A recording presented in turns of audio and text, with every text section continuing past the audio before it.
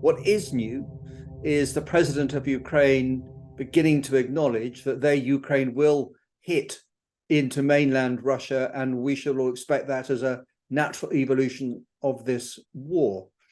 And the reason that matters is previously it's not been avowed, but as everybody knows, Ukraine's backers have in every case demanded that the weapons that they supply are not used to attack Russia. So Ukraine is saying it's going to attack Russia, but it's not going to use the weapons, for example, like Storm Shadow, that nations supporting Ukraine have provided.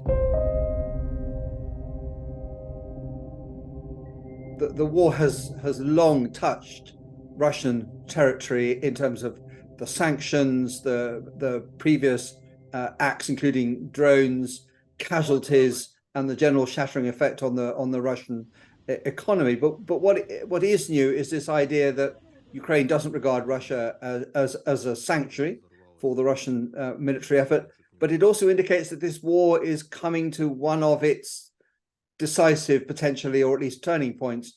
And we've seen this ramping up of rhetoric. We have seen the Russian attempt to dial down on the Ukrainian grain export, which affects perhaps 400 million hungry people around the world. But above all of that, we are expecting to see the 2023 Ukrainian counteroffensive finally get going, if that is still a sensible thing to do.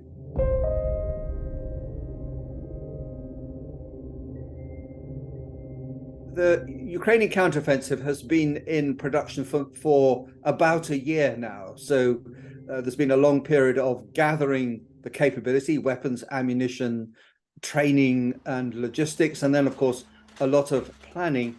And we've seen over the last couple of months or so the early phases of that counteroffensive, which is essentially Ukraine trying to do three things. One is to erode the Russian forces in as much depth as possible. So those are things like attacks on reserves and stocks of ammunition and command and control. And that's just to deplete the Russian ability to fend off the counteroffensive when it comes. The second thing they've done and are still doing is that they've tried to stretch the Russian forces along the length of the 600-mile front line so that Russia doesn't know where to put its main effort, where to put its reserves, including its reserves of ammunition. And right now, Ukraine is attacking in about 3 places.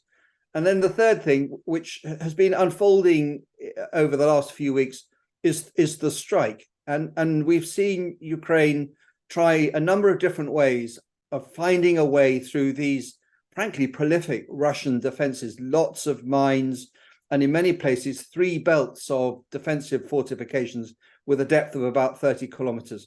And so far, nothing Ukraine has done has penetrated those lines of defense, but they do sense that the Russian defense is a little more brittle, and it is possible, but only possible, I think, that Ukraine has worked out where, if it applies its main force, perhaps 30,000 people, mostly equipped now with NATO stuff and training, if they apply that force where they think the Russians will crack, maybe, just maybe, they can break through.